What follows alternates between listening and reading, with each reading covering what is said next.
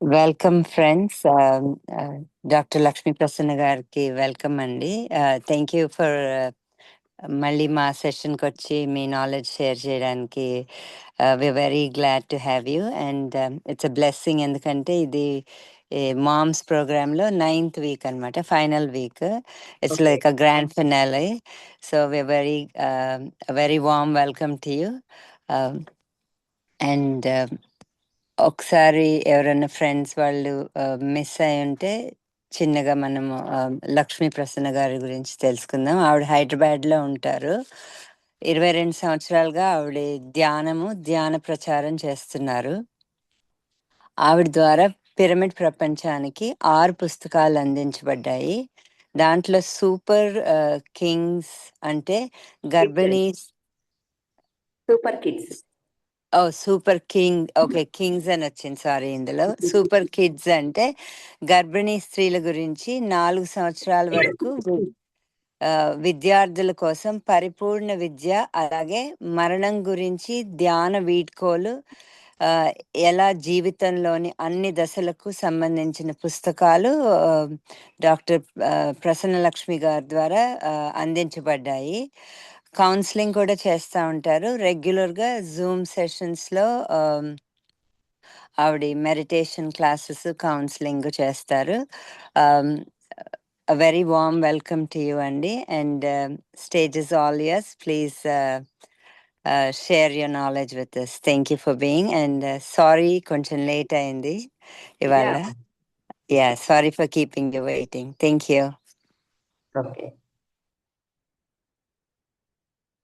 Thank you, friends. Thank you very much to invite me to your session.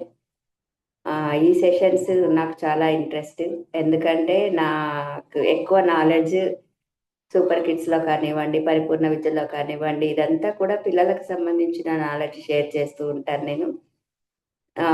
ముందుగా మనందరి గురువు, విశ్వ గురువు, పితామహ బ్రహ్మర్షి సుభాష్ పత్రిజీ గారికి, మాతా సమానురాలైన స్వర్ణమాల పత్రి గారికి అనంతకోటి ఆత్మ ప్రణామాలు, కృతజ్ఞతలు. మరి జూమ్ సెషన్కి నన్ను ఆహ్వానించిన వాళ్ళకి, జూమ్ సెషన్ నిర్వహిస్తున్న వాళ్ళకి, దీంట్లో అటెండ్ అవుతున్న వాళ్ళందరికీ కూడా థ్యాంక్ యూ ఫ్రెండ్స్. మరి నాకు ఇంత చక్కటి అవకాశం ఇచ్చారు ఈ ప్లాట్ఫామ్ని యూజ్ చేసుకొని నా నాలెడ్జ్ షేర్ చేయడానికి. నా పేరు ప్రసన్న లక్ష్మి. నేను ప్రస్తుతం హైదరాబాద్ చందానగర్ నుంచి కనెక్ట్ అవుతున్నాను. నేను 22 ఇయర్స్గా ఈ మెడిటేషన్ చేస్తున్నాను. ఏ రోజైతే ఈ ధ్యానం గురించి తెలిసిందో ఆ రోజు నుంచి ఈ రోజు వరకు ఒక్కరోజు కూడా నేను ధ్యాన సాధన ఆపలేదు, ధ్యాన ప్రచారము ఆపలేదు. ధ్యానం మొదలుపెట్టిన కొన్ని రోజుల్లోనే, అంటే వితిన్ 1 ఇయర్లోనే నా ద్వారా మేడం ఇందాక చెప్పినట్లుగా 6 పుస్తకాలు వచ్చాయి. కాకపోతే నేనేమి డాక్టర్ని కాదండి, డాక్టర్ లక్ష్మీ ప్రసన్న అన్నారు. నేను మామూలు హౌస్ వైఫ్ని. ధ్యానంలోకి రాకముందు డిగ్రీ కంప్లీట్ అవ్వగానే మ్యారేజ్ అవ్వడము, ఒక 15 ఇయర్స్ జస్ట్ హౌస్ వైఫ్ అంతే. కానా పీనా సోనా, ఇది తప్పితే నాకేమీ తెలియదు. కానీ ఎప్పుడైతే ఈ మెడిటేషన్లోకి వచ్చానో, ఈ ధ్యానం ప్రారంభించానో, వితిన్ 1 మంత్లోనే నాలో అద్భుతమైన మార్పులు. అంటే యోగ కర్మసు కౌశలం అంటారు పతంజలి. అంటే ఎప్పుడైతే మీరు ధ్యానం చేస్తారో అప్పుడు మీలో ఏదైతే టాలెంట్స్ ఉన్నాయో అవి బయటకు వస్తాయి అంటారు. సో అప్పటి వరకు నాకు తెలియదు నేను ఇలా క్లాసెస్ చెప్పగలను అని, బుక్స్ రాయగలనని, కౌన్సిలింగ్స్ చేయగలను అని. వితిన్ 1 or 2 మంత్స్లోనే ఇవన్నీ కూడా స్టార్ట్ చేశాను. సో ధ్యానం అనేది నా జీవితంలో ఒక అద్భుతమైన మార్పు తెచ్చింది అని నేను చెప్పగలను. అలాగే చేస్తున్న ప్రతి ఒక్కరిలో కూడా ఆ మార్పు వస్తుంది. అది చెప్పే వాళ్ళ గొప్పతనం కాదు, ధ్యానం గొప్పతనం ఫ్రెండ్స్. సో అందుకనే మన పిల్లలకి మొక్కై వంగనిది మానై వంగదు అంటారు కదా. సో చిన్నప్పటి నుంచి పిల్లలకు ఎప్పుడైతే మనం ధ్యానం పరిచయం చేస్తామో, ఎందుకు అంటే 7 ఇయర్స్ వరకు వాళ్ళకి థర్డ్ ఐ ఓపెన్ అయ్యే ఉంటుంది. అంటే థర్డ్ ఐ అనేది ఇలా ఉంటుంది. మీరు 7 సంవత్సరాల లోపు వాళ్ళకి ధ్యానాన్ని పరిచయం చేయగలిగితే వాళ్ళకి లైఫ్ లాంగ్ ఇంకా థర్డ్ ఐ అలా క్లారిటీతో ఉంటుంది. కాబట్టి వాళ్ళకి ఎలా చెప్పాలి మనము అనేది నేను ఈ పరిపూర్ణ విద్య అనే బుక్ ద్వారా చెప్పానండి. ఎందుకంటే పిల్లలకి ఎలా చెప్పాలి అంటే, నువ్వు కళ్ళు మూసుకో, శ్వాసను గమనించు, ధ్యానం చెయ్యి, నీకు ఆ యూజెస్ వస్తాయి, ఈ యూజెస్ వస్తాయి అంటే వాళ్ళు వినరు. అసలు ఆధ్యాత్మికత అంటే ఏంటి? ఎవరైనా చెప్పగలరా? ఆధ్యాత్మికత అంటే ఏంటండి? మీకు తెలిసినది. మీరేమనుకుంటున్నారు? అది ఎవరైనా సరే చెప్పండి. ఆధ్యాత్మికత అంటే అర్థం ఏంటి? వింటూ ఉంటారు కదా! ఆధ్యాత్మికత అని ఎన్నో క్లాసెస్ అటెండ్ అయ్యారు. సో, అసలేంటి? What is spirituality? సో, ఆధ్యాత్మికత అంటే ప్రతి క్షణం ఆనందంగా ఉండడం. ఏ కారణము లేకుండా. చూడండి, ఎవరైనా ఆనందంగా ఉంటే వెంటనే ఏమడుగుతారు? అదేంటి అంత హ్యాపీగా ఉన్నావు? అదే ఏడుస్తుంటే ఎలా అడుగుతారో, యాక్చువల్‌గా నేను అంటే సచ్చిదానంద స్వరూపము. సత్ ప్లస్ చిత్ ప్లస్ ఆనందము. అంటే మనం ఎప్పుడూ పరమానంద స్థితిలో ఉండడాన్నే ఆధ్యాత్మికత అంటారు. ఇంకేమి కాదండి. సో, అలా ఉండాలి అంటే మనలో కొన్ని క్వాలిటీస్ ఉండాలి. అదేంటి అంటే అప్పట్లో కొన్ని వేల సంవత్సరాల క్రితమైతే విద్యను మనం 2 రకాలుగా చెప్పొచ్చండి. ఒకటి ఆధ్యాత్మిక విద్య, 2 ప్రాపంచిక విద్య. సో, పూర్వకాలంలో ఎలా ఉండేది అంటే గురుకులాలుండేటివి. అక్కడ రాజు పిల్లల, పేదవాళ్ళ పిల్లల అనేది లేకుండా ఎవరైతే గురువుగారిని మెప్పిస్తారో, వాళ్ళకి సేవలు చేస్తారో, వాళ్ళకి ఆధ్యాత్మిక విద్య అంటే ఆత్మ విద్య, శరీరానికి సంబంధించింది, మనసుకి సంబంధించింది, బుద్ధికి సంబంధించింది, ఆత్మకి సంబంధించింది. అంటే బతకడానికి సంబంధించిన వృత్తి విద్యలు, మనసు అంటే ఏంటి? ఆత్మ అంటే ఏంటి? అన్నీ కూడా గురువుగారు నేర్పించేసేవారు. ఎన్నో గ్రంథాలు చదివించేవారు. భగవద్గీత పారాయణం చేయించేవారు. అంటే ఒక విద్యార్థి గురుకులంలోకొచ్చి అతను బయటికెళ్ళేలోపు పరిపూర్ణ విద్యని వాళ్ళకి అందించేవాళ్ళు. కానీ రాను రాను సొసైటీలో ఏమైపోయింది? ఈ ఆధ్యాత్మిక విద్య అనేది మరుగున పడిపోయింది. చూడండి, ఇప్పుడు ఇంతమంది పేరెంట్స్ ఉన్నారు దీంట్లో.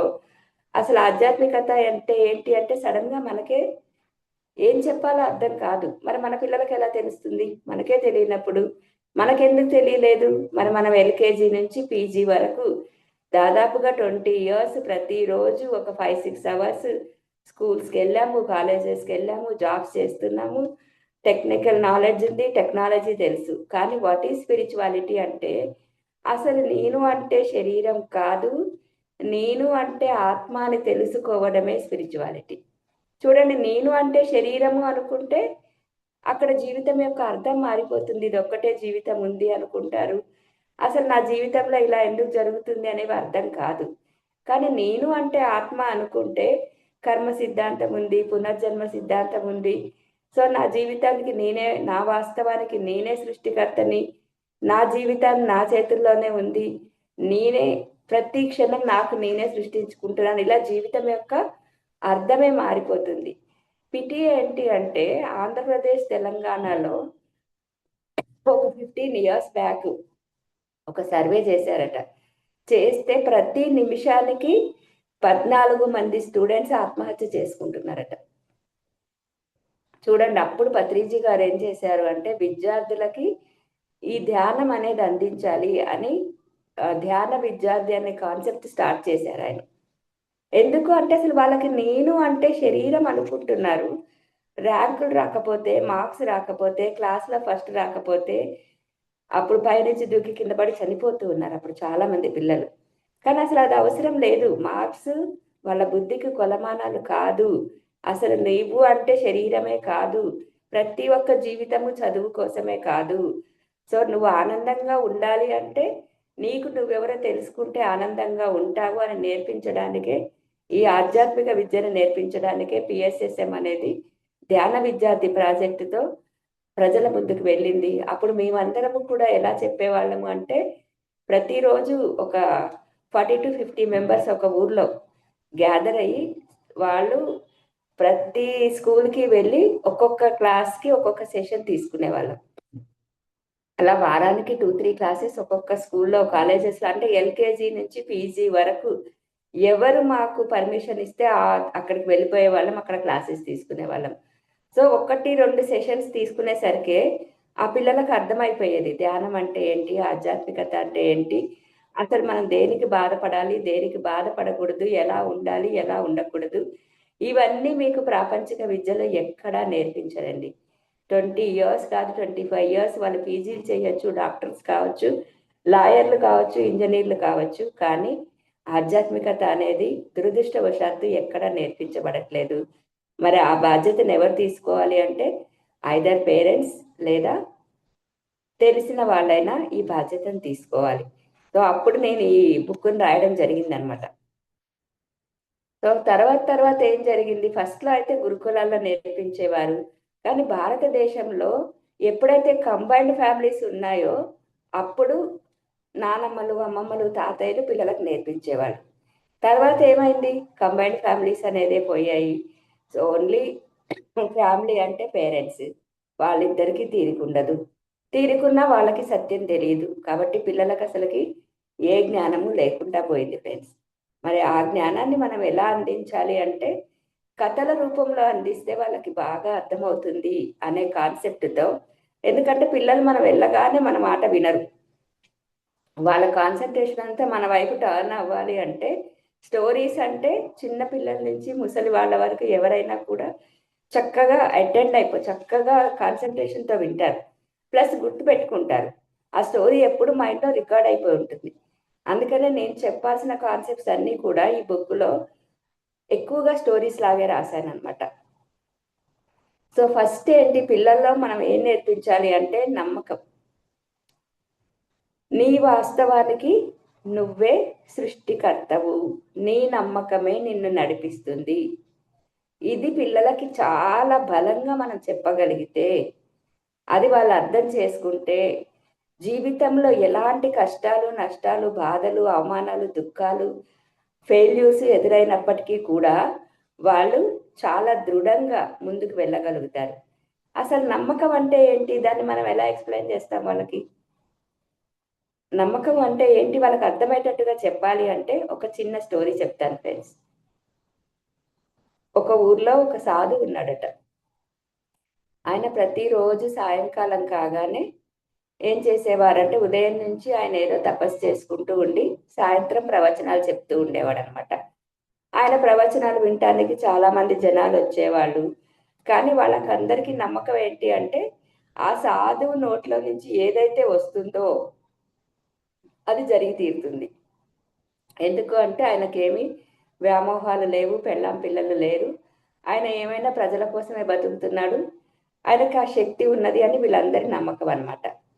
ఒకసారి ఏమైంది, ఆ ఊర్లో 1 సంవత్సరం 2 సంవత్సరాలు వర్షాలు లేవు, మొత్తము అసలుకి నీళ్ళు అనేవి లేకుండా పోయాయి, ప్రజలందరూ అల్లాడిపోతున్నారు. అప్పుడు వాళ్ళందరూ బాగా ఆలోచించి ఏం చేశారు అంటే ఆ సాధువు దగ్గరికి వెళ్ళి, స్వామి స్వామి మీరు మీ నోటితో ఒక్కసారి చెప్పండి రేపు వర్షం వస్తుంది అని. సో అప్పుడు వర్షం వస్తుంది, సో ఊర్లో కొంచెం అందరికీ కనీసం తాగడానికైనా నీళ్లు దొరుకుతాయి అని అడిగారనమాట. అంటే ఆ స్వామీజీ అన్నాడు, నాయన నేనంటే వర్షం రాదు, మీ అందరిలో నమ్మకము విశ్వాసము ఉండాలి రేపు వర్షం వస్తుందని, అప్పుడు వర్షం వస్తుంది అని చెప్పారు. ఈ ఊరు వాళ్ళందరూ ఏమన్నారు, మేము నమ్ముతున్నామండి, మిమ్మల్ని నమ్ముతున్నాము, మీరు చెప్పారు కదా వర్షం వస్తుంది అంటే. సరే రేపు ఉదయం 11 గంటలకి రండి, వర్షం వస్తుంది, అయితే మీరు నమ్మితేనే వస్తుంది అని సాధువు చెప్పాడు. వీళ్ళందరికీ నమ్మకం అంటే ఏంటో తెలియదు, ఓకే అన్నారు, వెళ్ళిపోయారు. నెక్స్ట్ డే ఉదయం 11 గంటలకి ఊర్లో జనాలందరూ వస్తున్నారు, కూర్చుంటున్నారు, సాధువుని చూస్తున్నారు, ఆకాశాన్ని చూస్తూ ఉన్నారు. ఎక్కడ మబ్బులు లేవు, వర్షం వస్తున్న జాడ లేదు. సాధువు అన్నాడు, నాయన నేను నిన్నే చెప్పాను, మీలో నమ్మకం ఉంటేనే వర్షం వస్తుంది, కానీ మీలో ఎవ్వరికీ నమ్మకం లేదు కాబట్టి వర్షం రాదు అని చెప్తున్నాడు. వాళ్ళందరూ అంటున్నారు, నమ్మకం లేకపోతే అసలు మేమందరము ఎందుకు వస్తామండి అంటే, చూడ్డానికి వచ్చారు మీరందరూ, ఈ సాధువు ఏం మాయ చేస్తాడో చూద్దామని వచ్చారు, కానీ మీలో నమ్మకం లేదు, మీలో ఒక్కరికి నమ్మకం ఉన్నా కూడా ఇక్కడ వర్షం వచ్చేది అనే లోపు ఒక చిన్న పాప నడుచుకుంటూ వస్తుందన్నమాట. అప్పుడు ఆ సాధువు చెప్పాడు, నాయన చూసారా, ఆ అమ్మాయికి నమ్మకం ఉంది, ఇప్పుడు ఆ అమ్మాయి కోసమైనా కుంభవృష్టి కురుస్తుంది అని చెప్పాడనమాట. అందరూ ఆశ్చర్యంగా ఆ అమ్మాయి చూశారు. ఈ సాధువుకి ఎలా అర్థమైంది ఆ అమ్మాయికి నమ్మకం ఉంది అని అంటే? తర్వాత 5 మినిట్స్లో వర్షం వస్తుంది, అందరూ చెట్లు వెతుక్కుండా అందరూ పారిపోతూ ఉన్నారు వర్షానికి. ఆ అమ్మాయి మాత్రం చక్కగా గొడుగు పట్టుకుంది. గొడుగు పట్టుకొని మెల్లగా నడుచుకుంటూ వెళ్తుంది. అంటే వర్షం వస్తుంది అంటే నిజంగా నమ్మితే గొడుగు తీసుకొని వచ్చే వాళ్ళందరూ. వాళ్ళు దేనికి వచ్చారు? జస్ట్ చూద్దామని వచ్చారు. నమ్మకంతో రాలేదనమాట. ఈ సాధువు ఏం చేస్తాడో చూద్దామని వచ్చారు. కానీ ఆ అమ్మాయి నమ్మింది. ఎస్, వర్షం వస్తుంది, మరి వస్తే అప్పుడు ఏం కావాలి? గొడుగు కావాలి. అంటే అది నమ్మకం అంటే. నమ్మకం అంటే చూడడం కాదు, రియల్గా ఇన్నర్గా మనం అది నమ్మాలి. అరే, నా జీవితంలో నాకు ఈ కాన్సెప్ట్ ఎప్పుడో తెలుసండి. మీ నమ్మకాలే మీ జీవితాలు అనేది తెలుసు, నేను నమ్ముతున్నాను అనుకుంటాము. కానీ ఆలోచిస్తే మనకు తెలుసుకోవడం వేరు, నమ్మడం వేరు ఫ్రెండ్స్. ఇక్కడ చిన్న వ్యత్యాసం ఉంటుంది. సో ఏదైనా తెలుసుకుంటాము, కానీ దాన్ని నమ్మినప్పుడే అక్కడ ఫలితం అనేది వస్తుంది. అంతమందిలో ఆ చిన్న పాపలో ఉన్న నమ్మకం ఆ రోజు ఆ ఊర్లో వర్షాన్ని కురిపించింది. సో మిగతా వాళ్ళందరికీ అర్థమైంది ఏంటి అంటే, ఓహో, నమ్మకము అంటే రియల్గా నమ్మడము చూడడం కాదు అని అర్థమైంది. సో నమ్మకం ఉంటే ప్రపంచంలో సాధించలేనిది ఏదీ లేదు. అయితే మరి ఊరికే నమ్మితే సరిపోతుందా? ఆచరణ కూడా ఉండాలి కదా. ఇది అర్థం అవ్వాలంటే ఇంకొక స్టోరీ చెప్పుకుందాం. పూర్వకాలంలో ఒక గురువు ఉండేవాడట. ఆ గురువు దగ్గర ఒక 10 మంది స్టూడెంట్స్ ఉన్నారు. ఆ గురువు గారు ఏం చేశారు అంటే, భగవంతుడు సర్వాంతరయామి, అంటే ప్రతి ఒక్క అణువులో భగవంతుడు ఉన్నాడు, ప్రతి ఒక్క కణములో, ప్రతి ఒక్క అణువులో భగవంతుడు ఉన్నాడు అని స్టూడెంట్స్కి అర్థమయ్యేటట్టుగా రకరకాల ఉదాహరణలతో ఒక 10 రోజులు ఇదే కాన్సెప్ట్ చెప్పాడనమాట ఆయన. చెప్పిన తర్వాత అందరిని అడిగాడు. అందరికీ అర్థమైందంటే, ఓ చాలా బాగా అర్థమైందండి, భగవంతుడు ప్రతి ఒక్క కణంలో ఉన్నాడు అనేది మాకు అర్థమైంది అని చెప్పారు. అప్పుడు ఆ గురువు గారు ఏం చేశారంటే, ఆ 10 మందిని పిలిచి తలా ఒక అట్టిపండు ఇచ్చి, సాయంత్రం లోపు ఎవరు చూడకుండా ఈ పండుని తినేసి రండి అని చెప్పాడు. ఏం చెప్పాడు ఆయన? తలా ఒక అట్టిపండు ఇచ్చి ఎవరు చూడకుండా ఈ పండుని తినేసి సాయంత్రం వరకు రండి అని చెప్పాడనమాట. సో ఒక శిష్యుడు ఏం చేశాడు? గుహలోకి వెళ్ళి అక్కడ చీమలని, క్రిములని అన్నిటిని బాగా ఊడ్చి బయటికి తరిమేసి అక్కడ కూర్చొని తినేసి వచ్చాడు. ఇంకో శిష్యుడు ఏం చేశాడు? ఒక చెట్టు కొమ్మ పైకి ఎక్కి అక్కడ తినేసి వచ్చాడు. ఇలా ప్రతి ఒక్కరు ఏదో ఒక రకంగా, అంటే ఒక చీకటి దాంట్లోకి వెళ్ళిపోయి అక్కడ ఎవరు చూడట్లేరు అనుకొని తినేసి వచ్చారు. సో అందరూ 10 మంది శిష్యులు సాయంత్రానికి మళ్ళీ గురువు గారి దగ్గరికి వచ్చేసారు. అడిగారు ఆయన, నాయన ఎవరు చూడకుండా తిన్నారా? ఎంతమంది తిన్నారు అంటే, 9 మంది మేము తిన్నామండి అని చెప్పారు. ఎలా తిన్నారు అంటే చెప్తున్నారు వాళ్ళు. మేము ఒక గుహలోకి వెళ్ళి తిన్నానండి, నేను ఒక చెట్టు కొమ్మనెక్కి తిన్నానండి, నేను ఒక నీటిలోకి వెళ్ళి తిన్నాను, ఇలా ఏదో ఒక రకంగా ఎవరు చూడని ప్రదేశంలో మేము తిన్నాము అని చెప్తున్నారు. ఒక శిష్యుడు మాత్రం ఏం చెప్పాడు అంటే, స్వామి స్వామి, నేను తినలేకపోయాను అలా. అరే, ఎందుకు తినలేకపోయావురా అంటే, మీరే చెప్పారు కదా భగవంతుడు సర్వాంతర్యామి, అంటే ప్రతి ఒక్క కణములో భగవంతుడు ఉన్నప్పుడు మరి ఆయన చూడకుండా నేను ఎలా తినగలుగుతాను? కాబట్టి నేనేమి తినలేకపోయాను అంటే, అప్పుడు ఆ గురువు గారు అన్నారు, నాయన నువ్వు ఒక్కడివే కరెక్ట్గా అర్థం చేసుకున్నావు. అంటే చూసారా, అర్థం చేసుకోవడం వేరు, తెలుసుకోవడం వేరు. చిన్న గ్యాప్ అక్కడ. అందరికీ తెలుసు కానీ అది అర్థం అవ్వదు. వాళ్ళందరికీ పాఠం అర్థమైంది కానీ ఆచరించేసరికి ఎవరు చూడకుండా అంటే, ఓ చీమలు చూడకుండా, దోమలు చూడకుండా, పక్షులు చూడకుండా అనుకున్నారు. కానీ ఆయన చెప్పింది ఏంటి? భగవంతుడు ప్రతి కణంలో ఉంటాడు అంటే, భగవంతుడు చూడకుండా మనం ఏ పని చేయలేము సృష్టిలో. ప్రతి క్షణం మనతో ఉండి మనల్ని నడిపిస్తున్న సర్వాంతరయామి ఎవరైతే ఉన్నారో అతడు ప్రతి క్షణం మనలోనే ఉన్నాడు, మనతోనే ఉన్నాడు. శ్వాస ఉన్నంత వరకు మనతోటే ఉంటుంది. శ్వాసే భగవంతుడు. మరి ఆ భగవంతుడు చూడకుండా మనం ఏ పని చేయలేము, మంచైనా చెడైనా. సో నమ్మకం అనేది నమ్ముతున్నాము అంటే కాదు, ఆచరణలో కూడా ఉన్నప్పుడే అనుకున్న లక్ష్యాలు సాధించగలుగుతారు. ఇలా పిల్లలకు ఎక్స్ప్లెయిన్ చేస్తూ ఉండాలి. ఇంకా పిల్లల్లో ఏం లక్షణాలు కావాలి అంటే, ఇప్పుడు పిల్లలు ఒక 10 మార్క్స్ తక్కువ వచ్చాయి అంటే బెంబేలు పడిపోతారు, ఇంకా వాళ్ళు డీలా పడిపోతారు, ఆ సబ్జెక్టుని చదవలేకపోతారు. అలాంటి వాళ్ళకి అసలు పట్టుదల ఏంటో అర్థం కావాలి. అందుకే చూడండి, మనకు ఒక 50 ఇయర్స్ బ్యాక్ వెళ్తే ప్రతిరోజు నైట్ అమ్మమ్మలో నానమ్మలో కథలు చెప్పి పిల్లలు నిద్రపుచ్చేవాళ్ళు. ఆ కథల్లో కూడా ఏముండేది అంటే ధైర్యం అంటే ఏంటి, సాహసం అంటే ఏంటి, నమ్మకం అంటే ఏంటి, పట్టుదల అంటే ఏంటి, అసలు మనిషి యొక్క నైతిక విలువలేంటి, రాముడు ఎలా జీవించాడు, కృష్ణుడు ఎలా జీవించాడు, భాగవతంలో ఏం చెప్పారు, భారతంలో ఏం చెప్పారు, భగవద్గీతలో ఏం చెప్పారు, ఇలా చిన్న చిన్న స్టోరీస్ అన్నీ కూడా పిల్లలకి నేర్పించబడేవి. అప్పుడు వాళ్ళకి తెలియకుండానే వాళ్ళలో ఒక రకమైన ఒక మెచ్యూరిటీ అనేది డెవలప్ అయిపోయేది.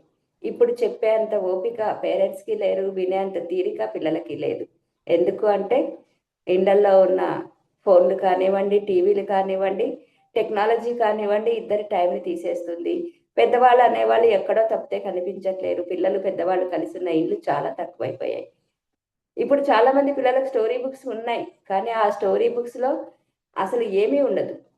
ఏమైనా ఏనుగులున్నాయి, ఎలుకలున్నాయి, పిల్లులున్నాయి, నక్కలున్నాయి, కుక్కలున్నాయి, ఇవన్నీ ఉన్నాయి, కలిసున్నాయి అని చెప్తారు తప్ప, ఒక మొరాలిటీ అనేది ఎక్కడ స్టోరీ బుక్స్‌లో మనకు కనిపించట్లేదు. కాబట్టి ఇప్పుడు ఈ బాధ్యతను ఎవరు తీసుకోవాలి అంటే పేరెంట్స్. పేరెంట్స్ ఈ బాధ్యతను తీసుకొని మీరు రకరకాల బుక్స్ చదవండి పిల్లలకు సంబంధించినవి. అప్పట్లో అయితే చందమామ, బాలమిత్ర ఇలాంటివన్నీ ఉండేటివి. ఇప్పటికి కూడా ఆన్‌లైన్‌లో అవైలబిలిటీలో ఉంటాయి. చదివి ఆ స్టోరీస్ మీ పిల్లలకు చెప్పండి. అంటే మీరు ఏదైతే వాళ్ళకి నేర్పించాలి అని అనుకుంటున్నారో, దాన్ని స్టోరీస్ రూపంలో చెప్పండి. ఒక 3, 4 డేస్ వరుసగా అలాంటి స్టోరీస్ చెప్పండి. అంటే ఒక నమ్మకం గురించి మీరు నేర్పించాలి వాడికి. వాడి మీద వాడికి నమ్మకం పోతుంది. వాళ్ళు చాలా వీక్ అవుతున్నారు అంటే, అప్పుడు ఇలాంటి స్టోరీస్. అలాగే పట్టుదల గురించి వాళ్ళు స్కూల్లో, క్లాస్‌లో ఫస్ట్ రాలేకపోతున్నారు. లేదా గేమ్స్‌లో వెనకబడిపోతున్నారు. అప్పుడు వాళ్ళలో ఆ కాన్ఫిడెన్స్ తగ్గిపోతుంది అన్నప్పుడు, పట్టుదలకు సంబంధించిన స్టోరీస్ ఏవైతే ఉన్నాయో అవి నేర్పించండి. అవి చెప్పండి. అంటే అలా స్టోరీస్‌గా చెప్పినప్పుడు ఏమవుతది అంటే, వాళ్ళు ఇన్‌స్పైర్ అవుతారు. చాలామంది పిల్లలు చూడండి ఆ స్టోరీస్‌లో క్యారెక్టర్స్ ఎలా ఉంటారో వీళ్ళు కూడా అలా మాట్లాడటం మొదలుపెట్టేస్తారు. అంటే పిల్లలకి స్టోరీస్ అనేవి చాలా బాగా నచ్చుతాయన్నమాట. అలాగే పట్టుదల గురించి ఇంకొక స్టోరీ రాశాను దీంట్లో. ఏంటి అంటే, ఒక రాజుగారుంటారు. ఆయన పేరు విజయేంద్ర వర్మ అనుకోండి. మగధ సామ్రాజ్యాన్ని పాలిస్తూ ఉంటాడనమాట ఆయన. ఆయన చాలా న్యాయబద్ధంగా, ధర్మంగా పరిపాలన చేసేవాడు. ప్రజలని కన్నబిడ్డల వలె పాలించేవాడు. అయితే దానికంటే పెద్ద రాజ్యము, చాలా పెద్ద రాజ్యం అవంతిక రాజ్యము. ఆ రాజొచ్చేసి యుద్ధాన్ని ప్రకటిస్తాడనమాట. సో, ఈయన ఎంతో ధైర్యంగా యుద్ధానికెళ్తాడు. కానీ చాలా చిన్న రాజ్యం కాబట్టి వాళ్ళ ముందు నిలబడలేక, శత్రువులను ఎదుర్కోలేక పారిపోయి ఒక గుహలోకొచ్చి దాచుకుంటాడనమాట. ఇంకేమనుకుంటాడంటే, ఇక నేనేమి చేయలేను. నేను చాలా చిన్న రాజ్యము. నాకు చాలా మంది సైనికులు కూడా ఎక్కువ మంది లేరు. అదేమో పెద్ద రాజ్యము. నేనేమి చేయలేను అని రాత్రి ఆ గుహలో కూర్చున్నప్పుడు ఆయన ఒకదాన్ని చూస్తాడు. ఏం చూస్తాడు అంటే, ఒక సాలీడు రాత్రి మొత్తం ఏం చేస్తుంటుంది అంటే, అది గూడు కట్టడానికి ప్రయత్నం చేస్తూ ఉంటది. కింద పడిపోతూ ఉంటది. మళ్ళీ పైకెక్కుతది. గూడు కట్టడానికి ప్రయత్నం చేస్తది. మళ్ళీ కింద పడిపోతూ ఉంటది. అలా రాత్రి మొత్తం ఎన్నో సార్లు ప్రయత్నిస్తది. చివరికి అది ఆ గూడుని కట్టగలుగుతది. తెల్లవారేసరికి అది 10 సార్లు, 15 సార్లు కింద పడిపోయినప్పటికీ కూడా చివరికి అది తను అనుకున్న లక్ష్యాన్ని కంప్లీట్ చేస్తది. సాలెగూడు చూడండి ఎంత చక్కగా కడుతదో అది. సో, అది చూసాక ఆ రాజుకి అనిపిస్తదనమాట. అరే! ఇంత చిన్న సాలెపురుగే తనకొక లక్ష్యాన్ని పెట్టుకుంటే, ఆ లక్ష్యానికి అనుగుణంగా తను వర్క్ చేసింది. మరి నేనెందుకు చేయలేను? నేనింత పెద్ద రాజుని, నాకింత సైన్యముంది. నా దాన్ని నేనెందుకు తక్కువగా అంచనా వేసుకోవాలి అని ధైర్యంతో ముందుకు వెళ్తాడు. ఆ పెద్ద రాజ్యాన్ని కూడా ఓడించి తను మళ్ళీ చక్రవర్తి అవుతాడనమాట. అలాగే పిల్లలకి మనం చెప్పాల్సిందేంటి అంటే చిన్న చిన్న సమస్యలు ఎన్నో వస్తాయి లైఫ్‌లో. సో, ఆ సమస్యలకు మనం భయపడి పారిపోవాల్సిన అవసరం లేదు. పట్టుదలతో ప్రయత్నిస్తే ఎలాంటి సమస్యనైనా, ఎలాంటి దాన్నైనా మనం ఎదుర్కోగలము. సో, జీవితంలో కానీ, పరీక్షల్లో కానీ, ఎక్కడైనా కానీ ఓడిపోవడం తప్పు కాదు. పారిపోవడం తప్పు. చూడండి 1, 2 సార్లు ఫెయిల్ అవ్వచ్చు. తక్కువ మార్క్స్ రావచ్చు. లేదా ఆటల్లో ఫెయిల్ అవ్వచ్చు. వాళ్ళకేమీ రాకపోవచ్చు. అది తప్పు కాదు. ఎందుకు అంటే, మనం భూమి మీదకొచ్చిందే నేర్చుకోవడానికి. ఈ జీవితం అనేది ఒక పాఠ. ఈ భూమండలం అనేది ఒక పాఠశాల. ఇక్కడ మనం దేనికొచ్చాము అంటే, నేర్చుకోవడానికొచ్చాము. కాబట్టి నేర్చుకోవాలి. పారిపోవడం తప్పు, ఓడిపోవడం తప్పు కాదు. చూడండి, ఫర్ ఎగ్జాంపుల్ అబ్రహం లింకన్ ఉన్నాడు. ఆయన గురించి మనం తెలుసుకుంటే 1860 సంవత్సరంలో ఆయన అమెరికా అధ్యక్షుడిగా ఎన్నికయ్యారు. ఇది మనకందరికీ తెలుసు. కానీ ఆయన యొక్క లైఫ్ హిస్టరీ గురించి తెలుసుకుంటే ఆయన దాని వెనక 30 సంవత్సరాల కృషి ఉందట. అపజయాలు, ఓటమి అనేవి ఆయన కొత్తవి కాదు. 1830వ సంవత్సరంలో ఆయన వ్యాపారంలో దివాలా తీశాడట. 32వ సంవత్సరంలో రాజకీయ రంగ ప్రవేశం చేశాడు. అక్కడ ఓటమి ఆయనని వరించింది. తిరిగి కొత్త వ్యాపారాన్ని ప్రారంభించాడు. అది కూడా నష్టమే. దాని తర్వాత ప్రేమించిన ప్రియురాలు దూరం అవుతుంది. ఎక్కడ ఉద్యోగం దొరకదు. ఆ తర్వాత ఆయన మెంటల్లీ కూడా చాలా డిస్టర్బ్ అవుతాడు. ఒక మానసిక పరమైన వ్యాధికి గురి అయ్యాడు.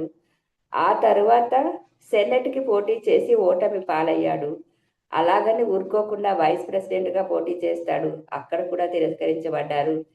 సో ఆయన ఏమనేవాళ్ళు అంటే జోకర్ ఇన్ పాలిటిక్స్ అనేవాళ్ళట. ఈయన ఎన్నిసార్లు ఎక్కడ పోటీ చేసినా ఎక్కడ గెలవడం లేదు. ఈయన జోకర్ లాంటి వాడు ఈయన పాలిటిక్స్లో అని ప్రజలందరూ ఈయన గురించి అనుకునే వాళ్ళట. కానీ చివరికి ఈయన ఏం చేశాడు అంటే అపజయాలన్నీ కూడా అవకాశాలే అనే ఒక నమ్మకంతో అమెరికా అధ్యక్ష పదవికి పోటీ చేశాడు. చివరికి 30 ఇయర్స్ అపజయాల తర్వాత ఆయన అమెరికా అధ్యక్షుడిగా ఎన్నికయ్యాడు. అంటే చూడండి, ఆయన ఎన్నికైందే మనకు తెలుసు. తర్వాత 17 సంవత్సరాలు చాలా లాంగ్ టైం ఆయన అమెరికాను పాలించాడని తెలుసు. కానీ దాని వెనక ఎన్నో ఓటమిలు, అవమానాలు ఇవన్నీ ఉన్నాయనే విషయం మనకు తెలియదు. సో ఏ గొప్ప వ్యక్తి, చరిత్రలో గొప్ప వ్యక్తులు ఎవరైనా ఒక్క రాత్రిలో ఎవరు గొప్ప వ్యక్తులు కారండి. దానికి ఎంతో నిరంతరము కఠోరమైన శ్రమ, పట్టుదల, కృషి ఇవన్నీ ఉంటేనే గొప్ప వ్యక్తులు అవుతారు. సో ఈ లక్షణాలన్నీ కూడా మనం పిల్లలకి నేర్పించాలి. అదే ఆధ్యాత్మికత అంటే. ఇవన్నీ మనకు స్కూల్స్లో ఎక్కడైనా నేర్పిస్తారా, చెప్తారా అంటే ఎక్కడ నేర్పించరు. వాళ్ళకి కావాల్సింది ఎన్ని మార్క్స్ వచ్చాయి, ఎంత బాగా రాసావు, ఎంత బాగా దాన్ని అర్థం చేసుకున్నావు, సైన్స్ ఏంటి, సోషల్ ఏంటి, తెలుగు ఏంటి, హిందీ ఏంటి, ఇంగ్లీష్ ఏంటి, ఇవి తప్ప అసలు మనిషి జీవించాలి అంటే పట్టుదల కావాలి, నమ్మకం కావాలి, ఓటమిని గెలుపులాగా ఫీల్ అవ్వగలగాలి. ఎక్కడా జయాలు అపజయాలు అనేవి లేవు. జీవితం అంటే సమస్యలను ఎదుర్కోవడానికే మనం భూమి మీదకి వచ్చాము. సమస్యలు అంటే సవాళ్ళు అని ఎక్కడ ఎవరికి నేర్పించరు ప్రాపంచిక విద్యలో. సో అందుకు ఆధ్యాత్మిక విద్య అనేది ప్రతి ఒక్క స్టూడెంట్స్కి ఎంతో అవసరము. ఫర్ ఎగ్జాంపుల్ చూడండి, ఒక విత్తనం నాటగానే పళ్ళు వచ్చేస్తాయా? రావు కదా. విత్తనం నేలను చీల్చుకొని మొలకెత్తాలి. గాలి, వాన, ఎండ తట్టుకొని మొక్క నుండి చెట్టుగా ఎదగాలి. మళ్ళీ పూసిన ప్రతి పువ్వు పిందెగా మారుతుందంటే కాదు. ఎన్నో పూలు రాలిపోతాయి, ఎన్నో పిందెలు రాలిపోతాయి. మళ్ళీ పిందెలన్నీ కూడా పళ్ళు కావు. కానీ పండిన పళ్ళు ఎంతో మధురంగా ఉంటాయి. అవునా? అంటే ఒక గింజ నుంచి ఒక పండు రావడానికి ఎంత టైం పడుతుంది? Maybe 3-4 years, 5-6 years. అంటే ఒక విత్తనం నుంచి మొక్క వచ్చి వృక్షమయ్యి పండు చేతికి రావడానికి అది ఎంత శ్రమ పడితే, కష్టపడితే పండు చేతికి వస్తుంది. మనం ఆ పండుని నిమిషంలో తినేసి ఎంజాయ్ చేస్తున్నాము, చాలా తీయగా ఉంది అని చెప్తున్నాము. అంతే ఇదిగా గెలుపు కూడా అంతే మధురంగా ఉంటుంది. సో ఓడిపోతే పారిపోవడం, చచ్చిపోవడం పరిష్కారాలు కావు. సో దానికి మనం ఏం చేయాలి? పారిపోకుండా మనని మనం తెలుసుకునే ప్రయత్నం చేయాలి. నిన్ను నువ్వు తెలుసుకో. ఇదే అత్యద్భుతమైన ఆధ్యాత్మిక సూత్రం ఫ్రెండ్స్. సో మరి మనని మనం ఎలా తెలుసుకుంటాము అంటే ఆనాపానసతి ధ్యాన సాధన ద్వారా తెలుసుకోగలుగుతాము. ఇక్కడ మనం ధ్యానం గురించి పిల్లలకి ఎక్స్ప్లెయిన్ చేయడం స్టార్ట్ చేస్తాం అనమాట. అంటే ఫస్ట్ ఎంటర్ కావడంతో కూర్చోండి, కళ్ళు మూసుకోండి, శ్వాసను గమనించండి అంటే వాళ్ళకి ఎవరికి ఇంట్రెస్ట్ ఉండదు. వాళ్ళని ఫస్ట్ ఒక లైన్లోకి తీసుకురావాలి. ఒక 3-4 స్టోరీస్ చెప్పాలి. చెప్పిన తర్వాత అప్పుడు వాళ్ళకి మనం అంటే ఒక ఇంప్రెషన్ వస్తుంది పిల్లలకి. అప్పుడు ధ్యానం గురించి చెప్పినప్పుడు వాళ్ళకి అర్థమవుతుంది. సో అసలు శరీరం అంటే ఏంటి, మనసు అంటే ఏంటి, బుద్ధి అంటే ఏంటి, ఆత్మ అంటే ఏంటి, ఈ 4 కలిస్తేనే నేను అనేది పిల్లలకు అర్థమయ్యేటట్టుగా చెప్పగలగాలి. చూడండి, దేహమే దేవాలయం, జీవుడే దేవుడు అన్నాడు ఆదిశంకరాచార్యుడు. అంటే మొదట ఈ దేవాలయం అనే దేహాన్ని దయతో గౌరవంతో చూసుకోవాలి. చాలా మంది కామెంట్స్ మనం వింటూ ఉంటాము. అబ్బా, నేను నల్లగా ఉన్నాను, నేను పొట్టిగా ఉన్నాను, నేను లావుగా ఉన్నాను, నా ముక్కు కరెక్ట్గా లేదు, నా కళ్ళు చిన్నగా ఉన్నాయి, నేను ఐశ్వర్యరాయ్ అంత అందంగా లేను అని మనని మనమే అవమానపరుచుకుంటూ ఉంటాము. సో ఎవరికి వాళ్ళు ఎవరు నచ్చరట 80% వాళ్ళకి. కానీ ఎలా ఉన్నాము అనేది క్వశ్చన్ కాదండి. సృష్టించిన ప్రతిదీ అద్భుతమైనదే. సృష్టికర్త సృష్టించిన ప్రతిదీ అద్భుతమైనదే. అది కురూపి కావచ్చు, నల్లగా ఉండొచ్చు, పొట్టిగా ఉండొచ్చు, లావుగా ఉండొచ్చు, అది క్వశ్చన్ కాదు. సో అక్కడ మనం ఏం చేయాలి? మనని మనం 100% అగ్రి చెయ్యాలి. చేస్తున్నారా ఎవరైనా అంటే చాలా మంది నో అని చెప్తారు పిల్లలు. పక్క వాళ్ళతో పోల్చుకుంటారు. వాళ్ళు చాలా తెల్లగా ఉన్నారండి, మేము నల్లగా ఉన్నామండి. వాళ్ళు పొడువుగా ఉన్నారు, నేను పొట్టిగా ఉన్నాను, నేను లావుగా ఉన్నాను, నేను డైటింగ్ చేస్తూ ఉన్నాను. కాలేజ్ పిల్లలు అడిగితే ఇవే ఆన్సర్స్. సో ఫస్ట్ మేమేం చెప్తాము అంటే, అసలు నిన్ను నువ్వు అంగీకరించు, నిన్ను నువ్వు తెలుసుకో. నువ్వు ఎలా ఉన్నావో, తెల్లగా ఉన్నావా, నల్లగా ఉన్నావా అని పక్కన పెట్టేసే. ఫస్ట్ అసలు నేను అంటే శరీరమే కాదు. శరీరం అనేది ఆత్మ పైన తొడిగిన ఒక వస్త్రం లాంటిది. అది ఎలా ఉండాలి అని నువ్వు డిసైడ్ అయ్యావో అలా ఉంది. ఈ ప్రతి జీవితం, ఒక్కొక్క జీవితం ఒక్కొక్క టేస్ట్. ఈ రోజు నాకు స్వీట్ ఇష్టం కావచ్చు, రేపు పులుపు ఇష్టం కావచ్చు, ఎల్లుండి కారం ఇష్టం కావచ్చు. అలా మనం ఈ భూమి మీదకి వచ్చినప్పుడు ఒక్కొక్క జీవితానికి ఒక్కొక్క టేస్ట్ కోసం ఒక్కొక్క శరీరాన్ని మనం తీసుకొని వస్తాం. అంటే ఈ లైఫ్లో నేను తెల్లగా అందంగా ఐశ్వర్యరాయలాగా పుట్టాలి, అలా పుడతాను. దీంట్లో ఎన్నో కష్టాలు నష్టాలు బాధలు ఉంటాయి. అప్పుడు ఏం చేస్తామంటే, చిచి ఇలా వద్దు, ఇలా ఉంటే అందరూ నన్నే టార్గెట్ చేస్తూ ఉన్నారు కాబట్టి నెక్స్ట్ లైఫ్ అంటూ ఉంటే నేను చాలా నల్లగా పుడతాను, కానీ నన్ను నేను తెలుసుకుంటాను, అప్పుడు నాకు ప్రైవసీ ఉంటుంది అనుకుంటే నెక్స్ట్ లైఫ్లో నల్లగా పుట్టొచ్చు, అందవికారంగా పుట్టొచ్చు, కానీ ఎన్నో అద్భుతాలు సృష్టించవచ్చు.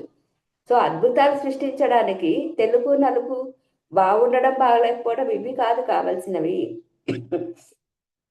సో మరి మనసు అంటే ఏంటి? మనసు అంటే కామ క్రోధ లోభ మోహం మదమాశ్చర్యాలని కలిపితే మనసు అంటాము. కొంతమందికి కోపం ఎక్కువగా ఉండొచ్చు, కొంతమందికి వ్యామోహం ఎక్కువగా ఉండొచ్చు, కొంతమందికి గర్వం ఎక్కువగా ఉండొచ్చు. అసలు మీలో మీకు ఎక్కువగా ఏది ఉంది అని తెలుసుకోవాలి అంటే ఫస్ట్ ఎలా ఉండాలి అంటే, మీతో మీరు ఏకాంతంగా ఉండడం మొదలు పెట్టాలి. ఒక సర్వే చేశారట ఈ మధ్య, నేను పేపర్లో చదివాను. ఒక 10 మినిట్స్ పేపర్ లేకుండా, టీవీ లేకుండా, ఫోన్ లేకుండా, ఎవరు లేకుండా ఒక ఒక 10 మందిని 10 రూమ్లలో పెట్టేసి, ఐదర్ మీరు ఏకాంతంగా ఉండండి, లేదా మీరు కరెంట్ షాక్ ఒక దాని మీద చేయి పెడితే కరెంట్ షాక్ లాగా వస్తుంది అనమాట. సో ఒక 5 టైమ్స్ మీరు చేయి పెట్టారు అంటే మిమ్మల్ని బయటికి తీసుకొచ్చేస్తాను. అంటే దాంట్లో దాదాపుగా 10 మందిలో 6గురు 7గురు ఇలా కరెంట్ షాక్ ఇచ్చుకొని వాళ్ళకి వాళ్ళు బయటకు వచ్చారట. వితిన్ 10 మినిట్స్ కూడా ఏకాంతంగా ఉండడము చాలా మందికి నరకంగా ఉంటుందట. ఏకాంతము అంటే ఏది లేకుండా ఉండడం. అంటే కళ్ళు కూడా మూసుకోవద్దు, టీవీ లేదు, పేపర్ లేదు, పక్కింటి వాళ్ళు లేరు, ఫోన్ లేదు, ఏది లేదు, జస్ట్ నీతో నువ్వు ఉండడం, అలా ఖాళీగా ఉండడం. అప్పుడు నీకు నువ్వెవరో అర్థమవుతుంది, నీలో ఏముంది, నీ మనసు అంటే ఏంటో నీకు తెలుసుకోవడం స్టార్ట్ అవుతుంది. సో తెలిసినప్పుడు వెంటనే నన్ను నేను అసహించుకోవడం కూడా కరెక్ట్ కదా. అబ్బా, ఇన్ని రోజులు నాకు కోపం ఎక్కువగా ఉంది, చిచ్చిచి నాకు ఈ కోపం ఎలా తగ్గుతుందో అని అనుకోవాల్సిన అవసరం లేదు. ఎందుకు అంటే తెలుసుకోవడమే ఒక నిజమైన గెలుపు. ఓకే, నన్ను నేను తెలుసుకున్నాను, నెక్స్ట్ నన్ను నువ్వు అంగీకరించు. ఓకే, ఇట్స్ ఓకే, నాకు కోపం ఎక్కువగా ఉంది, నాకు వ్యామోహం ఎక్కువగా ఉంది, ఉంది కదా, తెలిసింది కదా. నెక్స్ట్ స్టెప్ ఏంటి? దాంట్లో నుంచి ఎలా బయటికి రావాలి? దానికి మార్గం ధ్యానము. ఎప్పుడైతే ధ్యానం చేస్తారో అప్పుడు ఆటోమేటిక్గా కామ క్రోధ లోభ మోహం మదం ఆశ్చర్యాలు ఏవైతే మీలో ఎక్కువగా ఉన్నాయో, తపస్సు అంటే తగ్గించుకోవడము, ధ్యానం అంటే తపస్సు. ఎప్పుడైతే మీరు ప్రతిరోజు క్రమం తప్పకుండా ఒక హాఫ్ అన్ అవర్ అన్నా 1 అవర్ అయినా ధ్యానం చేస్తూ ఉంటారో మీకు తెలియకుండానే మీలో ఉన్న అరిషడ్ వర్గాలపైన అదుపు స్టార్ట్ అవుతుంది. చాలా మంది, కొన్ని వేల మంది ఎక్స్పీరియన్స్ ఇది. ఏంటి అంటే, ధ్యానం చేయకముందు నాకు కోపం ఎక్కువగా ఉండేది. నేను అసలు ఒక్క పైసా కూడా ధ్యానం చేసేదాన్ని కాదు. నాకు డబ్బులంటే వ్యామోహం ఉండేది. నాకు ద్వేషం ఎక్కువగా ఉండేది. నాకు అసూయ ఉండేది. కానీ ఇప్పుడు అవన్నీ లేవు. నేను పూర్తిగా వైట్ పేపర్ లాగా మారిపోయాను. నన్ను నేను తెలుసుకున్నాను అని చాలా మంది ఎక్స్పీరియన్స్ చెప్తూ ఉంటారు. సో ఆనాపానసతి ధ్యానం అనేది ఒక శిలని శిల్పంగా మారుస్తుంది ఫ్రెండ్స్. కానీ దీనికి కావాల్సింది ఏంటి అంటే, ప్రతిరోజు చేయాలి. No Sundays, no holidays.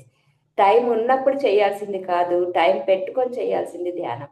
ధ్యానం అంటే టైం పాస్ కోసమో కాదు, ఏదో పని లేకపోతే చేసేది కాదు. ప్రతిరోజు క్రమం తప్పకుండా మీరు ఎలాగైతే భోజనం చేస్తున్నారో, ఎలాగైతే నీళ్లు తాగుతున్నారో, ఎలాగైతే నిద్రపోతున్నారో, ఎలాగైతే బ్రష్ చేసుకుంటున్నారో, ఇవన్నీ మీ నిత్య జీవితంలో ఎలాగైతే భాగం అయిపోయాయో, ధ్యానం కూడా అలా జీవితంలో ఒక భాగం అయిపోవాలి. అప్పుడు మీలో మీకు తెలియకుండానే చేంజెస్ అనేవి స్టార్ట్ అయిపోతాయి. సో అప్పుడు మిమ్మల్ని మీరు ప్రేమించుకోవడం అనేది స్టార్ట్ అవుతుంది. సో ఫస్ట్ ఆఫ్ ఆల్ ఒక్కటి మనకు తెలుసుకోవాలి ఏంటి అంటే, సృష్టికర్త ద్వారా సృష్టించబడిన ప్రతిదీ అద్భుతమైనదే. అంటే నాకు నేను చాలా అద్భుతము, మీకు మీరు చాలా అద్భుతం. అద్భుతం కానిదేది ప్రపంచంలో లేదండి. ఇప్పుడు గులాబీ బాగుంటుందా, మల్లె పువ్వు బాగుంటుందా, మందార పువ్వు బాగుంటుందా అంటే, ఏ పువ్వు కా పువ్వే. ఒక పువ్వు సువాసన ఉంటుంది, ఒక పువ్వు తెల్లగా, ఒక పువ్వు సుకుమారంగా ఉంటుంది. అన్ని పూలు దేని అందాన్ని దానికి ఎలా ఉన్నాయో, మనం కూడా ఎవరి వ్యక్తిత్వం వాళ్ళదే. ఒకరు బాగా మాట్లాడొచ్చు, ఒకరు బాగా క్లాసెస్ చెప్పొచ్చు, ఒకరు బాగా వంట చేయొచ్చు, ఇంకొకరు డ్రైవింగ్ చేయొచ్చు, ఇంకొకరు ఉద్యోగం చేయొచ్చు. అంటే ఎవరి టాలెంట్ వాళ్ళదే. కాబట్టి ప్రతి ఒక్కరు కూడా అద్భుతమైన వాళ్ళే. ఇంకొకటి ఏంటంటే, నేను నాలాగా ఉండాలి కానీ వాళ్ళలాగా మారిపోవడానికి ఎప్పుడు ప్రయత్నం చేయకండి. ఎప్పుడైతే మీరు పక్క వాళ్ళలాగా మారిపోవాలి అని ప్రయత్నం చేస్తున్నారో, మిమ్మల్ని మీరు కోల్పోతున్నారు అని అర్థం. You are losing your self. అవసరం లేదు, మీలాగే మీరు ఉండండి. మీలో ఏవైతే తప్పులు ఉన్నాయో దానిని సరి చేసుకోండి అంతే. తప్పితే ఎవరిలాగా అవసరం లేదు. నిన్ను నువ్వు తెలుసుకో, నిన్ను నువ్వు అంగీకరించు, నిన్ను నువ్వు ప్రేమించుకో, నీకు నువ్వే అండగా ఉండు. నిన్ను నువ్వు ప్రశంసించుకోవడం తక్షణమే మొదలుపెట్టు. నిన్ను నువ్వు ఇష్టపడితే ప్రపంచంలో విజేతగా నిలబడగలుగుతావు. సో ప్రపంచంలో విజేతగా నిలబడాలంటే ఫస్ట్ క్వాలిటీ ఏముండాలో తెలుసా? మనని మనం ఇష్టపడాలి. అలా ఇష్టపడాలి అంటే అసలు ఫస్ట్ మనకి మనం ఏంటో తెలియాలి, మనలో లోపాలు ఏంటో తెలియాలి, మనం ఏం సరి చేసుకోవాలో అర్థం కావాలి. దానికి ఒక చిన్న టెక్నిక్ ఏంటి అంటే, డైరీలు రాయడం అండి. చాలామంది మన పెద్దవాళ్ళు ఎవరైనా ఒక గ్రేట్ పర్సనాలిటీస్ని చూస్తే, వాళ్ళందరూ ఖచ్చితంగా రోజు రాత్రి అవ్వగానే ఆ రోజు జరిగిన విషయాలన్నీ డైరీగా రాస్తారు. ఎందుకు డైరీలు రాయడం అంటే, అప్పుడు మీకు మీరేంటో అర్థమవుతుంది. ఇక్కడ నేను తప్పుగా ప్రవర్తించాను, ఈరోజు నేను వాళ్ళ మనసుని గాయపరిచాను, అక్కడ నాకు కోపం వచ్చింది అని మీకు అర్థమవుతుంది. అర్థమైనప్పుడు నెక్స్ట్ టైం అది రిపీట్ అవ్వకుండా చూసుకోగలుగుతారు. సో డైరీ రాయడం అనేది మనని మనం తెలుసుకోవడానికి ఒక అద్భుతమైన మార్గం. సో తెలుసుకున్న తర్వాత ఏం చేయాలి అంటే, ప్రతిరోజు అద్దంలో చూసుకుంటూ నన్ను నేను అంగీకరిస్తున్నాను, నన్ను నేను ఇష్టపడుతున్నాను అని అనుకోండి. ఎలా? నేను ప్రసన్నగా అంగీకరిస్తున్నాను, నన్ను నేను ఇష్టపడుతున్నాను, నేనంటే నాకు చాలా ఇష్టం అని అనుకోండి. ఫస్ట్ టైము 2-3 సార్లు అనుకోగానే కళ్ళ నుంచి నీళ్ళు వచ్చేస్తాయి. కొంచెం టైం పడుతుంది. మిమ్మల్ని మీరు అంటే అప్పటి వరకు ఎవరికి వాళ్ళు కించపరుచుకుంటాం కదా. నేను అందంగా లేననో, నాకు తెలివి లేదనో, నేను చక్కగా చదవలేదనో, నాకు బాగా వంట రాదనో, ఏదో ఒకటి అనుకుంటూ ఉంటాం కదా. సో అవన్నీ మైండ్లో తిరుగుతూ ఉంటాయి అనమాట. అరే ఇవన్నీ నాకు నేను అనుకున్నాను అనేది ఎప్పుడైతే మీ మైండ్లో తిరుగుతూ ఉంటాయో అప్పుడు మీకు కొంచెము బాధ అనిపిస్తుంది. సో అదంతా ఎప్పుడైతే పోతుందంటే, ఇది రోజు ఒక 5 to 10 minutes మిర్రర్ టెక్నిక్ అంటారండి. అద్దం టెక్నిక్ అనమాట. అద్దం ముందు కూర్చొని మీ పేరుతో సహా మీకు మీరు ఇష్టపడుతున్నాను, నన్ను నేను నమ్ముతున్నాను, నన్ను నేను ఇష్టపడుతున్నాను, నేనంటే నాకు చాలా ఇష్టం, అని ఎప్పుడైతే మీరు అనుకోవడం స్టార్ట్ చేస్తారో, డైరీ రాయడం స్టార్ట్ చేస్తారో, అప్పుడు మిమ్మల్ని మీరు తెలుసుకుంటారు. సో ఇలాంటివి ఇంట్లో పెద్దవాళ్ళు ఎప్పుడైతే ప్రాక్టీస్ చేస్తారో పిల్లలు కూడా చేస్తారు. అప్పుడు వాళ్ళు చాలా ఈజీగా ఒక దారిలోకి రాగలుగుతారు. అలాగే కర్మానుసారే బుద్ధి. మనలో చాలా మందికి ఒక పని పూర్తి చేసిన తర్వాత అనిపిస్తది, అరెరే! నేను అప్పుడు అలా మాట్లాడాల్సింది కాదు. నా బుద్ధి సరిగ్గా పనిచేయలేదు. ఎందుకు అంటే కర్మానుసారే బుద్ధి. మరి ఈ కర్మని దాటాలి అంటే ఆత్మస్థితిలోనికి వెళ్ళాలి. ఆత్మస్థితిలోనికి వెళ్ళాలి అంటే ధ్యానం అనేది తప్పనిసరిగా చెయ్యాలి. ధ్యానాగ్ని దగ్ధ కర్మాణం అంటారు. సో ఆనాపానసతి ధ్యానం చేయడం వలన మీ యొక్క కర్మలనేవి దగ్ధమవుతాయి. సరి అయిన ఆలోచనలు చేయగలుగుతారు. సో నేను అంటే శరీరం కాదు, మనసు కాదు, బుద్ధి కాదు, ఆత్మ అని ఎప్పుడైతే తెలుసుకుంటారో అప్పుడు మీరు చక్కగా వృద్ధిలోకి వస్తారు. సో ఇది ఈ బుక్‌లో మేజర్‌గా నేను ఈ యొక్క ఆధ్యాత్మిక విద్య గురించి పిల్లలకు అర్థం కావడానికి రాసిన స్టోరీస్ అన్నమాట. దాని తర్వాత ధ్యానం అంటే ఏంటి? దాంట్లో లాభాలేంటి? ఇవన్నీ మీకు అందరికీ తెలిసే ఉంటాయి. ఆల్మోస్ట్ టైం కూడా అయిపోయింది మనకి. సో ఇది ఫ్రెండ్స్ నేను పరిపూర్ణ విద్య బుక్‌లో ఆధ్యాత్మిక విద్య గురించి రాసిన విషయాలు. దాని తర్వాత ప్రాపంచిక విద్యలో పిల్లలు ఎదుర్కొంటున్న సమస్యలేంటి? అంటే అప్పుడు యాక్చువల్‌గా నాకు జరిగిందేంటి అంటే మేము హైదరాబాద్‌లో ఉండేవాళ్ళము. మా పెద్ద బాబు ఇంటర్ ఫస్ట్ ఇయర్‌లో జాయిన్ చేశాక మా వారికి వైజాగ్ ట్రాన్స్‌ఫర్ అయిందనమాట. అప్పుడు బాబు ఐఐటీ కోచింగ్ గురించి తనకు తాను ఇష్టపడి ఇక్కడ ఉండిపోయాడు.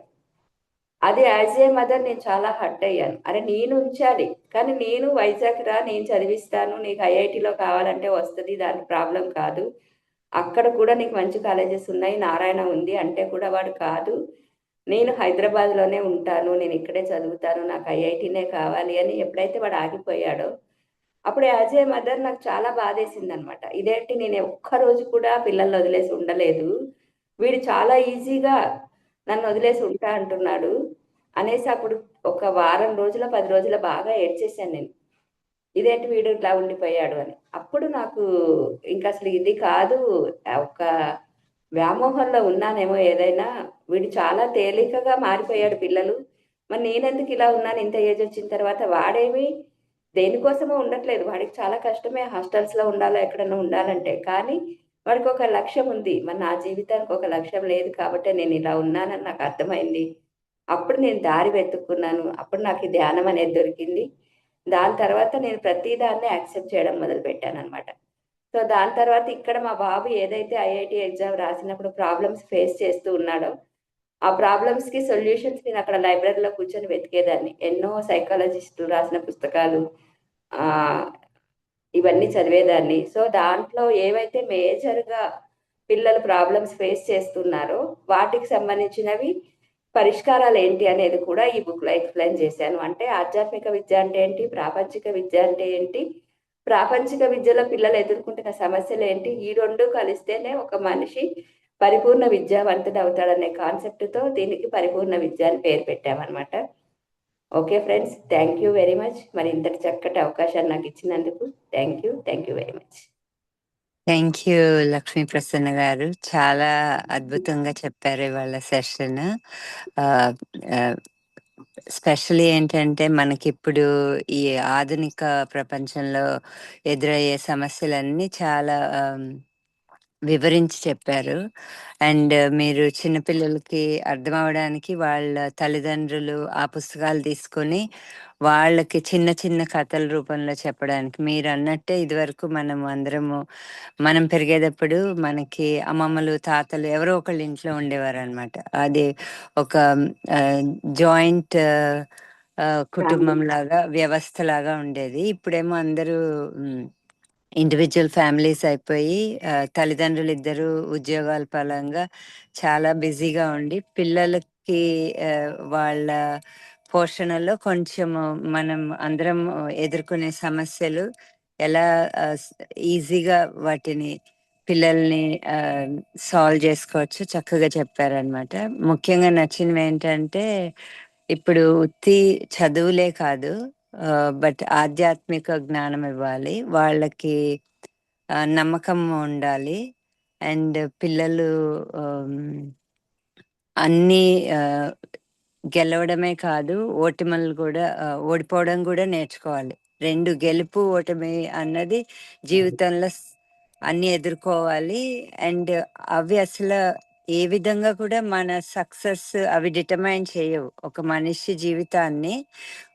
ఇవన్నీ మనం సొసైటీ పరంగా పెట్టుకున్నావు కదా, ఆ ధైర్యం నువ్వు గెలిస్తే గొప్ప, ఓడిపోతే తప్పు అన్నది కాకుండా, నువ్వు గెలిచినా ఓడిపోయినా పర్వాలేదు, ఏదైనా ఇది ఒక ఎక్స్పీరియన్సే అని వాళ్ళని మనము ధైర్యం ఇచ్చి మనతో మాట్లాడేటట్టు, వాళ్ళు జీవితం తీసుకునే అంత ఆ, ఆ, ఆ, అలాంటి డెసిషన్స్ తీసుకోకుండా వాళ్ళ జీవితాలని కాపాడుకునేటట్టు చాలా బాగా చెప్పారు. అండ్ పత్రిజీ గారు ధ్యాన జగత్ ధ్యాన విద్యా స్టూడెంట్స్ ధ్యాన విద్యా జగత్ అన్నది ఆ ఉద్యమం గురించి చాలా బాగా చెప్పారంటే నాకంత తెలీదు, చాలా బాగా వివరించారు.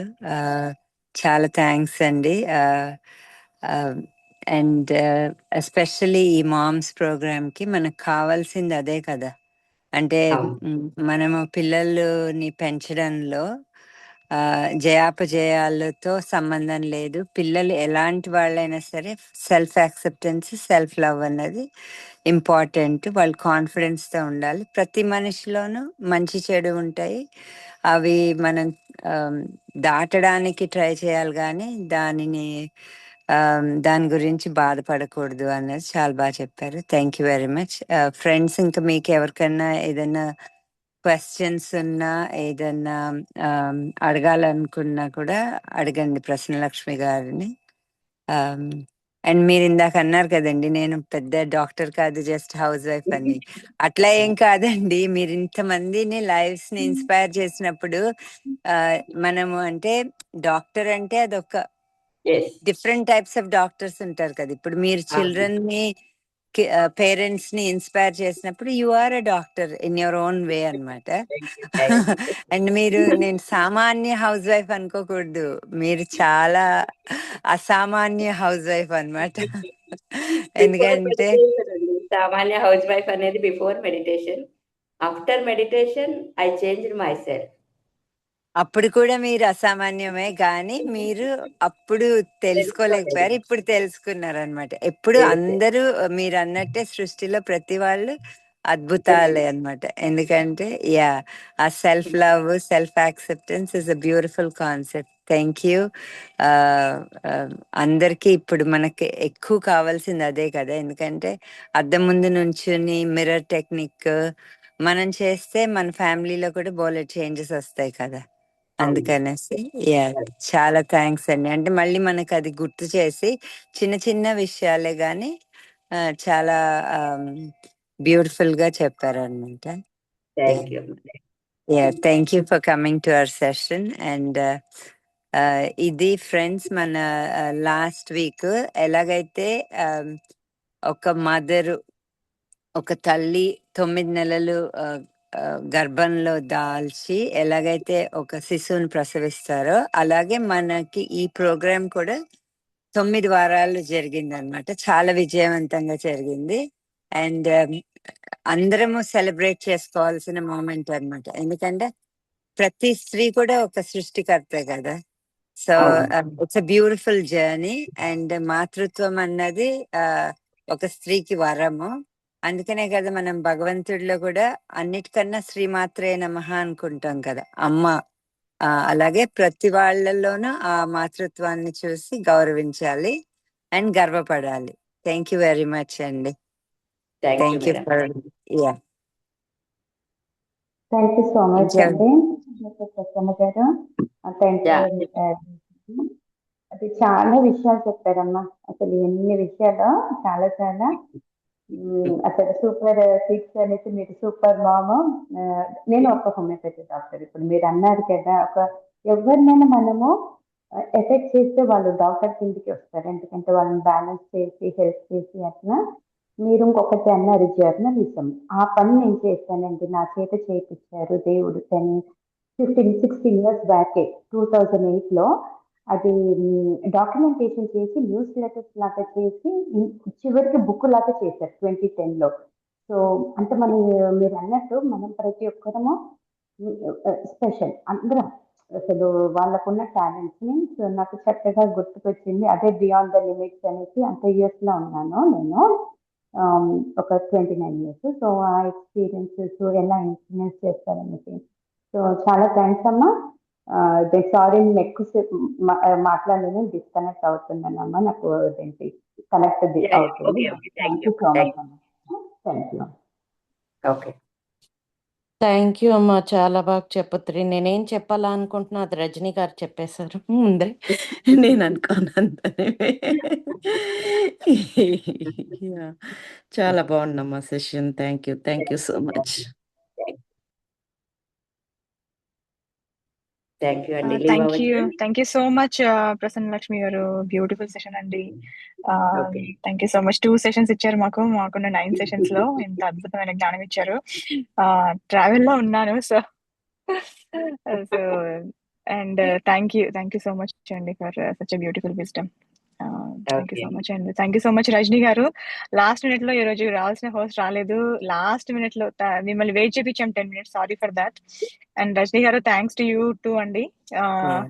లాస్ట్ మినిట్ లో చెప్పగానే వచ్చి హోస్ట్ చేసి ఇంత అద్భుతంగా ముగించుకున్నారు. అండ్ ఇవాళతో 9 sessions కంప్లీట్ చేసుకున్నాం మామ్స్ టు బీలో. థ్యాంక్ యూ సో మచ్ అమ్మా అగైన్ ప్రసన్న లక్ష్మి గారు అండ్ రజనీ గారు and all the participants. Record ఉంటే ఒకసారి పంపించండి నాకు. షూర్ అండి, షూర్. థ్యాంక్ యూ అండి. Thank you for the opportunity. And sorry again మిమ్మల్ని కొంచెం వెయిట్ చేయించాము. బట్ అంటే కొంచెం వెయిట్ చేసినా కూడా ఆ వెయిట్ కి చాలా బ్యూటిఫుల్ సెషన్, మంచి నాలెడ్జ్ షేర్ చేశారనమాట. Thank you so much. Thank you Rajani గారు. ఓకేనండి. Thank you friends for joining. Thank you so much. I'm sleeping here.